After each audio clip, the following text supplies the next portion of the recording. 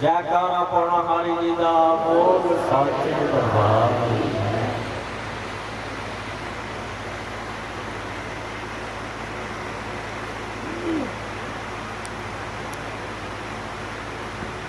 सभी भक्तजनों को जय बाबा नाथ जी महाराज एवं बाबा नाथ जी महाराज जी का आशीर्वाद। तो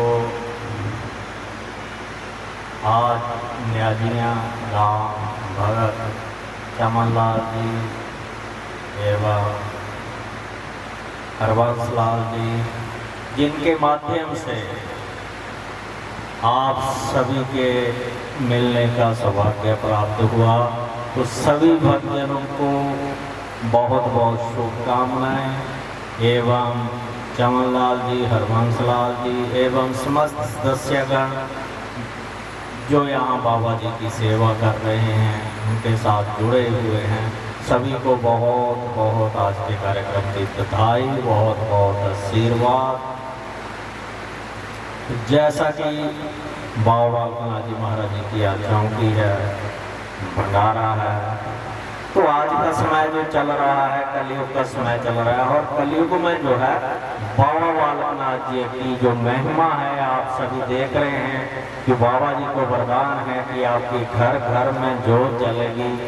तो वो समय चल रहा है, 5500 वर्षों से ऊपर का समय जो है वो कलयुग का व्यतीत हो चुका है, और जैसे जैसे कलयुग का प्रभाव बढ़ रहा है, बाबा बालकनाथ जी महाराज जी की महिमा भी जो है देश में, प्रदेश में, शहरों में, गांव में, जगह जगह पर बाबा जी का प्रचार बढ़ रहा है। क्योंकि इंसान है, इंसान की जो प्रवृत्ति है, अगर उसे कहीं से कुछ प्राप्त होता है तभी भी उसको मानता है, उसी के साथ चलता है। तो क्योंकि बाबा जी ने देखिए, जैसा कि यहीं इस स्थान में ही जहाँ चमनलाल जी से बात हो रही थी, उनके परिवार में दाते परदाते बाबा जी को मानने शुरू किए, तो आज यहाँ तक जो है घर में स्थापना हुई और सेवा चलती आई है। तो यही जो परंपराएं हैं हमारी, देखिए संस्कृति है, हमारे जो संस्कार हैं, जो मान्यता है, वो परिवार से चलती है। तो परिवार में जैसे जैसे आजकल का जो है कुछ भटकाव जो चल रहा है संसार में, समाज में विभिन्न तरह की प्रवृत्तियां हैं, धर्म परिवर्तन इत्यादि की जो बहुत ज़्यादा चीज़ें चल रही हैं, लालच में आकर भक्तजन लोग जो है इधर उधर अपना जो है पुरानी परंपराएं, संस्कारें, धर्म का त्याग कर रहे हैं, तो उससे कोई लाभ नहीं मिलने वाला, ये चीज़ निश्चित है। क्योंकि जो चीज़ हमें लालच के द्वारा प्राप्त होती है, ज़्यादा समय तक स्थायी नहीं होती है। तो एक तो अपने धर्म का, अपनी परंपराओं का, अपनी संस्कृति का, संस्कारों का पालन करें, उन मान्यताओं, जिन देवी देवताओं, गुरुओं पीरों के सानिध्य में हम रहे हैं, हमारे पूर्वज मानते आ रहे हैं। क्योंकि जब हमारा जन्म होता है तो हम उस दायरे में आते हैं, उनके दायरे में आते हैं कि उनकी जो भी कुल में मान्यता है, हमारे ग्राम देवता हैं, स्थान देवता हैं, कुलिष्ठ देवी देवता हैं, फिर आराध्य देवी देवता हैं, तो जो मान्यता था अपनी परंपरा मान्यता को मानते रहे। उसी के कारण अगर हम उन चीज़ों को छोड़ रहे हैं, भटक रहे हैं, भटकाव उनमें है, तभी हमारे जीवन में जो समस्या आती है, आज जो समाज में लोग परेशान हैं, उसका परेशानी है कि आपका अस्त व्यस्त जो है जीवन है, किसी चीज़ को मानना नहीं है, माना तर्क वितर्क जो है विभिन्न तरह के चलते हैं। तो ये चीज़ें हैं, देखिए श्रद्धा से मानने वाली हैं, विश्वास से मानने वाली हैं। अगर आप एक पे विश्वास कर लोगे, वहीं से सब कुछ प्राप्ति होगी। आप जगह जगह भटकोगे, कहीं से कुछ नहीं मिलने जा। तो इन चीज़ों के लिए जो है अखंड विश्वास और श्रद्धा होनी जरूरी है। तो श्रद्धा से, विश्वास से मांगे, आपको हर चीज़ जो है मिलेगी, मिलती है, लेकिन आपका विश्वास जो है वो पक्का होना चाहिए। तो जैसा कि कर्ज को चढ़ने न दे और मर्ज को बढ़ने न दे। जब भी आपको परेशानी लगती है, शरीर है, शरीर के तौर पे कुछ परेशानी लगती है, तो आप जो है अपना डॉक्टर हैं, वैद्य हैं, या जो भी उपचार है उसको करें जल्दी से जल्दी, क्योंकि रोग जब बढ़ता जाएगा, जब आप उसको संभाल नहीं पाएंगे, फिर आप आगे जाएंगे तो आप उसमें ज़्यादा परेशानी होगी। तो उसी तरह आप जो है फर्ज है, अपने फर्ज से जो है कभी ना भागे, क्योंकि हमारे जीवन के प्रति उत्तरदायित्व है, हमारा परिवार के प्रति उत्तरदायित्व है, हमारा समाज के प्रति उत्तरदायित्व है, देश के प्रति उत्तरदायित्व है। तो सबसे पहले जो है आप अपने जो फर्ज हैं माता पिता के प्रति, बुजुर्गों के प्रति, बच्चों के प्रति, क्योंकि बच्चों को पढ़ाना लिखाना है, अच्छे शिक्षित करना है, अच्छे संस्कार देना है, ये आपका सबसे पहला फर्ज है। क्योंकि आपके बच्चे शिक्षित होंगे और उसके साथ साथ संस्कारित, तो अच्छे संस्कार देना बच्चों को बहुत जरूरी है आज के समय में, और बाह्य प्रवृत्तियों से बचाना। क्यों आप बच्चे संस्कारित होंगे तो आगे आपकी जो है वो सेवा भी करेंगे, जो भी नियम परंपराएं आपके घर में चली आ रही हैं उनको मानेंगे, और फिर जो है आपकी ख्याति भी उसी से पहचान होती है बच्चों की। और माता पिता के प्रति जो है आपके फर्ज हैं, बुजुर्ग हैं, उन्होंने आपका पालन पोषण किया। आज के समय में ये कलयुग है, कलयुग को वरदान है कि इसमें धर्म भी बहुत होगा, पाप भी सबसे ज़्यादा होगा। तो दोनों पहलू हैं, एक सिक्के के दो पहलू होते हैं। आप किस पे जाना है आप स्वयं निश्चित करना है। तो धर्म जो है, तो धर्म इसमें माता पिता की सेवा करना, कि इसमें वरदान था कि बुजुर्गों की बेकदरी होगी, गौ माता की बेकदरी होगी। जगह जगह स्थानों पर गुरु जी की हम घर में सेवा करते थे, घर में पूजा करते थे गौ माता की। तो भटक रही है, आप सभी देख रहे हैं, गौशालाएं बन गई हैं, उनमें पहले घर घर में गाय होती थी, तो हम सेवा करते थे। तो उससे कई तरह के रोग दोष भय विकार, कई तरह की चीजें उसके आसपास रहने से ही जो है वो नष्ट हो जाती है। अब रोग बढ़ गए, घर महल हमारे पक्के हो गए हैं। हम प्रकृति से, नेचर से जितना इंसान दूर होता जाएगा उतना ही रोगों में जो है वो उसके जीवन में बढ़ते जाएंगे, परेशानियों में। क्योंकि हमने एसी पंखे इनमें रहेंगे, पक्की बिल्डिंगें हैं, कहीं से हवा नहीं आएगी, शुद्ध वायु का आवागमन नहीं होगा, तो परेशानियां तो आएंगी आएंगी। तो इन चीज़ों से भी जो आपने बचना है। क्योंकि दूसरा पहलू कि आजकल बुजुर्गों की, माता पिता के घर में सेवा नहीं हो रहे, अनाथालय बन रहे हैं, हमारे घर बड़े बड़े हो गए हैं, लेकिन हृदय जो है वो संकुचित होते जाते हैं। अगर एक परिवार में चार पांच भाई बहन भी हैं, लेकिन वो एक बूढ़े माता पिता को, दो को नहीं संभाल पा रहे हैं, जिन्होंने आपको 4-5 को पाला है। ये चीज सोचे, तो यही कारण है समस्याओं के, परेशान होने के। हम बाहर जाते हैं तीर्थ स्नान करने, लेकिन माता पिता की अगर सेवा नहीं की, बुजुर्गों की सेवा नहीं कर रहे हैं आप, तो तीर्थ नहीं काम आएंगे। लंगर भंडारे आप जितने मर्जी लगा लेंगे, कर लेंगे, घर में बुजुर्गों की सेवा नहीं, अतिथियों की सेवा नहीं होगी, तो सत्कार उसका पुण्य आपको नहीं मिलेगा। तो सबसे पहले अपना तीर्थ जो है घर में है, माता पिता की सेवा करें, बच्चों का अच्छे से पालन पोषण करें, उनको अच्छे संस्कार दें, अच्छी संस्कृति में संजोए रखें, ताकि जब आपका बुढ़ापा आए तो आपके साथ जो है वो आपकी सेवा करने के लिए तत्पर रहे। वो तभी रहेंगे जब हम उनको अच्छे संस्कार देंगे, खुद के साथ जोड़ कर रखेंगे। कहीं भी हमारे जो परंपराएं नियम के हैं उनमें कैसे उनका पालन करना, उनको बताना सिखाना, ये हमारा कर्तव्य है, बड़ों का कर्तव्य है। तो इन चीज़ों का पालन करें। और बाबा बालकनाथ जी महाराज जी जो है वो एक ऐसे देवता है, बाल रूप देवता है, और जल्दी प्रसन्न होते हैं। आप देख रहे हैं सभी जगह बाबा जी की महिमा हो रही है। क्यों हो रही है? क्योंकि हम मांग रहे हैं, उनको मानना शुरू करते हैं, आपके कार्य सिद्ध हो रहे हैं, तो हम और आगे बढ़ रहे हैं। दूसरों में भी प्रचार हो रहा है कि उनको वहाँ से कुछ प्राप्ति हुई। तो बाबा बालकनाथ जी जो है हर तरह की धन दौलत ऐश्वर्य आदि सुख शांति समृद्धि जो भी ऐश्वर्य है उनको प्रदान करने वाले देवता हैं, क्योंकि उनके साथ समस्त देवी देवताओं का वास है। क्योंकि और कुछ जानवर भक्तों ये भी है कि हमें पता ही नहीं है कि हमारे पूर्वज किन को मानते हैं, किन की मान्यता नहीं है। तो बाबा बालकनाथ जी जो है वो बाल रूप देवता है, तो उनको माने क्योंकि उनके साथ वो समस्त देवी देवताओं का वास है।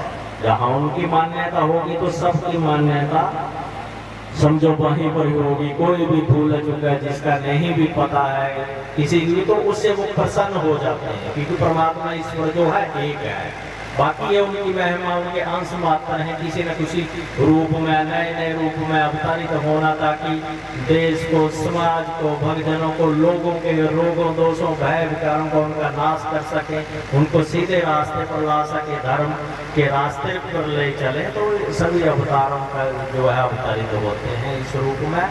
तो बाबा बालकनाथ जी महाराज जी की जो महिमा है वो अपरंपार है, क्योंकि बाबा बालकनाथ जी का जो प्रमुख स्थान है देव से गुफा और 7 लाइयाँ, जहाँ पर बाबा जी ने 12 साल तक जो है तपस्या की थी। तो जो कर्ज फर्ज और मर्ज की जो बवाद कर्म इसी में आप लगाएंगे, क्योंकि हमारे देवी देवता और ऋषि मुनि बुजुर्ग भी इन चीजों को मानते आए कर रहे थे। क्योंकि बाबा बालकनाथ जी कैलाश मानसरोवर पर जा रहे तो माता धर्मों से मिले, उन्होंने रास्ता बजाया, तो उनके पास 12 घड़ी बाबा जी ने विश्राम किया था, और उसी का एक कर्ज था, मतलब ऋण। तो कर्ज 12 घड़ी विश्राम किया, खाया पिया कुछ नहीं। तो फिर जब बाबा जी ने भोलेनाथ जी के दर्शन किए, भोलेनाथ जी ने बाबा जी को जो है हमेशा बाल रूप रहने का वरदान दिया, और कलयुग में आपकी घर घर में महिमा होगी। उस वरदान को लेकर जब बाबा जी वापस आए तो माता धर्मों का जो है स्वर्गवास हो चुका था। अगला जन्म उनका जो है 7 लाई में था, वहाँ रह रही थी और वृद्धावस्था में थे। तो बाबा जी वहाँ पर आए और बाबा जी ने माता से गौओं की सेवा मांगी। तो हमारे आप देखिए ऋषि मुनि भी, देवी देवता गौ माता की सेवा क्यों करते थे? क्योंकि गौ माता एक ऐसा जीव है, उसे समस्त देवी देवताओं का वास माना जाता है। उसके जो है दूध, गोबर, दही, हर चीज के जो गुण है, ये एक ऐसा ही सृष्टि में जीव है जिसकी हर चीज में गुण है, जो और इंसान के लिए जो है जो हमेशा फलदायी है। और उसकी पूजा करने से समस्त देवी देवताओं की वास है तो पूजा हो जाती है। और जितने भी सेवा करने से अगर हमसे कोई पाप हुआ है, विभिन्न तरह के पाप होते हैं, दिनचर्या है इंसान की, तो जितने भी अगर कोई पाप होता है, अगर हम गौ माता की सेवा करते हैं प्यार भाव से, तो उन पापों से भी मुक्ति होती है। और गौ माता की सेवा करने से विभिन्न तरह के ऋण अगर हम कोई भूल चुके हुए तो उससे भी जो है हमें मुक्ति मिल जाती है। कि जब इंसान का जन्म होता है तब भी जो है बच्चे के लिए गौमूत्र की जो है गाय की जरूरत पड़ती है, और जब उसकी मृत्यु होती है उससे पहले भी जो है गौ माता जो है वो भवसागर से पार लगाने वाली जो जीव है, तो तब भी गौ माता के गौमूत्र की और उसकी जरूरत पड़ती है आपके जीवन में। तो इसलिए जो है कि समस्त देवी देवता और ऋषि मुनि इसीलिए सेवा करते थे, पूजा करते कि अगर कोई भी कमी रह जाती है या कुछ भूल चुकी है तो पापों, रोगों, दोषों, भयों से इनसे जो है हम पार लग सकते हैं। क्योंकि आज ये चीज़ें हम नहीं कर रहे तो भटकाव ज़्यादा है, जीवन में परेशानियाँ ज़्यादा है, रोग ज़्यादा है, दोष ज़्यादा है। और सबसे ज़्यादा मैं विनती ये भी करता हूँ कि जो भी भक्तजन है आप कम से कम आज का जो रहन सहन खान पीन जो हमारा है वो सबसे जो है हमारे शरीर को परेशानियों से घेरा, कि बाहरी खाना खाना, बाहरी जो है रहना सहना, दिनचर्या अस्त व्यस्त, रात को सोना नहीं समय से, सुबह जल्दी उठना नहीं है। तो प्रकृति का जो नियम है, आप देखिए हमारे जो पशु पक्षी जो है वो प्रकृति के साथ चलते हैं। उन्होंने जब सोना अंधेरा होने लगता है जाकर पेड़ों पर बैठ जाते हैं, और उसके बाद वो खाना नहीं खाते हैं। जानवरों का भी ऐसा, उनको आप जो तो घर में बांध रखे वो तो आपकी मर्जी से ही चलेंगे, जो पाएंगे खा लेंगे, कर लेंगे, वो इंसानों जैसे ही हो गए। लेकिन जो आजाद पक्षु पक्षी परिंदे हैं वो अपने समय अनुसार अंधेरा होने लगा अपने स्थान पर चलेंगे विश्राम के, अगले दिन आगे चल जाएंगे। सुबह होगी 4-5 बजे चिड़िया कोयले मोर जो है बोलने लग जाते हैं कि सुबह होगी, उसके साथ उठते हैं और उसी अनुसार थोड़ा थोड़ा खाते हैं। तो उस अनुसार जो पुरानी पत्तियां उसमें आप सभी को आना पड़ेगा, उसमें उसको अगर आप अपनाएंगे तो विभिन्न तरह की आधी परेशानियां आधे दोष रोग जो आपकी उसी से ही मुक्ति हो जाएगी। और उसके पश्चात बाबा बालकनाथ जी महाराज जी जो हैं उनकी आप पूजा पाठ करें, नित्यनेम करें, सिमरण करें और सुबह शाम कम से कम आधा घंटा 40 मिनट तो क्या आपके पास 24 घंटे का समय होता है सोने में और जो है अपना रोजगार है उसमें लगा देते हैं। 24 घंटों में से अगर 24 मिनट भी सुबह और 24 मिनट भी शाम को आप पूजा करें, क्योंकि यही हमारे साथ जो है जाने वाला है और यही हमें भवसागर से पार लगाए है। आप आए हैं यहाँ, जन्म हुआ आपका जीवन है, तो इससे जो है इसको, क्योंकि इंसान की उत्पत्ति लिए हुई थी सृष्टि में कि आप भगवत प्राप्ति करें यानी भगवान की प्राप्ति करें। लेकिन हम सारी चीजें जो है भगवान को छोड़ के सारे काम कर लेंगे, सारे कामों को टाइम देंगे, चले हुए हैं, ब्याह शादी लंगर भंडारे खाने पीने का सब कुछ चला है, दौड़ रहे हैं कहीं ये कर लो वो, लेकिन उसके लिए समय हम 1 घंटा भी 24 घंटों में नहीं दे सकते, जो कि सबसे जरूरी है। ये देह हमारी है, शरीर है, ये यही है जो आत्मा और परमात्मा कहते हैं। तो आत्मा परमात्मा का मिलन, आत्मा ही परमात्मा है, परमात्मा ही आत्मा। जब आपके जो शरीर त्याग देते हैं तो आत्मा परमात्मा में विलीन हो जाती है। उसके बाद उसका आपके शरीर से और आपके सगे संबंधी रिश्ते किसी का उसको कोई पता नहीं होता कि कौन था, लेकिन हमारी जो पहचान है वो शरीर करके है, ये उसका भाई है, चाचा ताया नाने मासे हैं, एक चेहरा है, कोई गोरा है, कोई काला है, कोई पतला है, कोई मोटा है, ये हमारी एक पहचान है पिक्चर की। लेकिन आत्मा की कोई पहचान नहीं, उसको कोई नहीं पहचान पाता। लेकिन जब तक आप उसमें आपके शरीर में है तब तक आपके सारे संबंध, उसके बाद जब आपका शरीर छोड़ दिया सारे संबंध समाप्ति। हम रोते हैं, विलाप करते हैं कि चला गया, कभी दिखाई किए हैं, पूजा पाठ किया है, सिमरण में ध्यान लगाया है और उसके बजाय देश की, समाज की, परिवार की जो सेवा की है, जो यहाँ पर आपने पुण्य एकत्रित किए होंगे वो आपके साथ जाएंगे।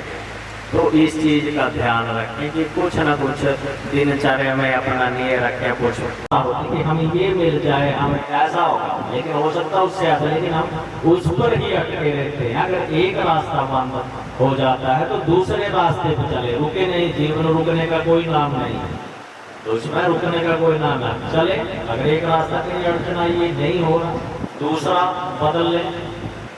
कई बार ये होता है अगर आपने दशा बदलनी है तो दिशा बदल दो। अगर दशा नहीं बदल रही है घर में या किसी भी कामयाबी के काम नहीं चल रहे तो डायरेक्शन चेंज करें, दूसरे रास्ते पे चल दे, हो सकता है उससे अच्छा आपके लिए रख ले। यार हमारा कुछ होगा ये नहीं है, तो उन चीजों से बचे कि आप उसी में जीवन अपना तोड़ते चले जाते हैं। तो उस चीज पे जो है थोड़ा ध्यान दें। इन चीजों में जीवन है, कलयुग में आयु भी बहुत सीमित है। पहले तो सतयुग में लाखों करोड़ों वर्ष आप सुनते होंगे, ग्रंथों में पढ़ते होंगे, हजारों वर्षों तक जो है देवी देवता ऋषि मुनि तपस्या करते रहते, तो तब आयु ज्यादा होती थी, लाखों वर्ष थी। और धीरे धीरे कलयुग जो है, कलयुग में सबसे कम आयु है, 100 साल जोर लगा के अगर कोई निकाल दे, अगर अच्छे से उसने जीव अपना रहन सहन खान पान और सदाचार सिमरण पुण्य अगर करता है तब 100 साल को निकाल दे तो बहुत बड़ी बात है, वो भी निरोगी काया के साथ।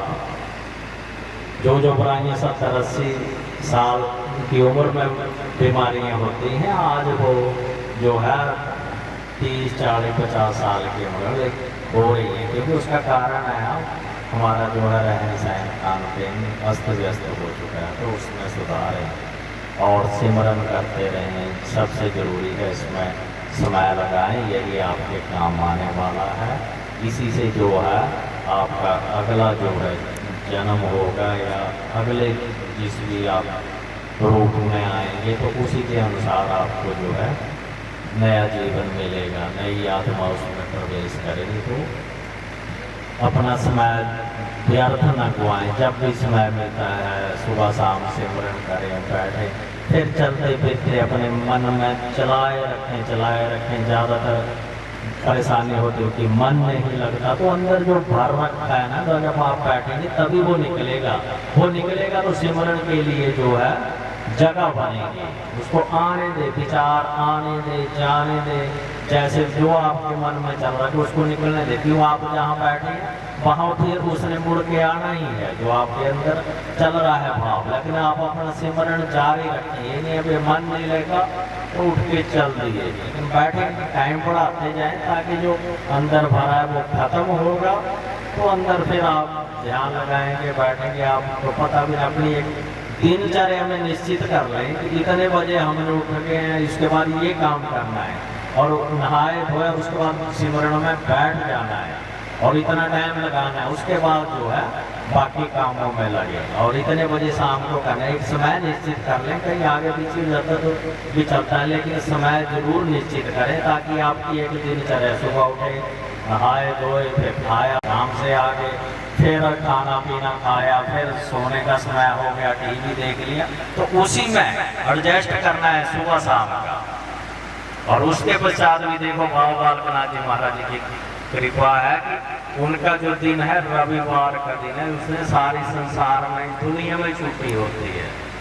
तो उस दिन जो है सुबह उठकर सभी बच्चों को भी उठाकर नहा धोकर जो है आप अपना सभी बाबा जी का धूप दीप जलाएं, नैवेद्य लगाएं, रोट प्रसाद का भोग बनाएं। तो घर में जो आपका मंदिर है वो जब वहाँ पर बैठें, बाबा जी को भोग इत्यादि लगाकर तो थोड़ा सिमरन करें, सभी इकट्ठे बैठ के। नहीं बाबा जी का चालीसा है, चालीसा पाठ करें, बच्चों को भी कराएं साथ में, उनको जोड़े रखें, उनको तभी पता लगे कि हमने ये करना है, ऐसे ऐसे मान्यता करनी है। तो उससे घर का जो है आप सिमरन करेंगे, मंत्र जाप कर लें, चालीसा पाठ करें, तो आधा 1-2 घंटे उस दिन लगा लें। तो जितना भी जो अगला एक हफ्ते का कोटा है आपका उसमें पूरा हो जाए, उस दिन ज़्यादा समय लगा लें, तो उससे घर का वातावरण भी शुद्ध होगा, घर में जो नेगेटिविटी आई है वो भी शुद्ध होगी। क्योंकि जब मंत्र जाप होगा, चालीसा पाठ होगा, बाबा जी का धूप दीप लगेगा, तो उन विकारों से भी जो है उनका विकारों का भी नाश होता है। तो ये चीज़ें ज़रूरी हैं, ज़्यादा भटकाव से आप सभी बाबा बालकनाथ जी महाराज जी के चरणों में लगे रहें, यही हमारी विनती है। और आज का जो कार्यक्रम है इसके लिए सभी को बहुत बहुत शुभकामनाएँ, और जो भी प्रबंधक सदस्य हैं और चमन लाल जी जिनके द्वारा आयोजन किया उनको भी बहुत बहुत बधाई। और यहाँ जितने जो हमारा पुलिस प्रशासन है आदि को आपकी सेवा में लगे हैं, यहाँ खड़े हैं, माताएँ भी हैं, बहनें भी हैं और युवा वर्ग भी है, तो आपके लिए आए हैं, आपकी सेवा। ये भी एक भक्ति है, क्योंकि जब हम धार्मिक कार्य में उसमें लगे हैं वहाँ पर खड़े, ये भी सेवा है। तो सेवा सिमरन करें, आप सभी को इसका अनंत फल मिले, पदोन्नति हो। और जो भी जिस भावना के साथ आया बाबा बालकनाथ जी महाराज के दरबार में, तो जो भी उनकी कामना है बाबा बालकनाथ जी महाराज फलीभूत करें, यही हमारे बाबा जी से अरदास विनती। तो सभी को फिर से बहुत बहुत बधाई, बहुत बहुत शुभकामनाएं, शुभ आशीर्वाद। जयकारा पूर्ण हमारी लीला बोल सच्चे दरबार की जय।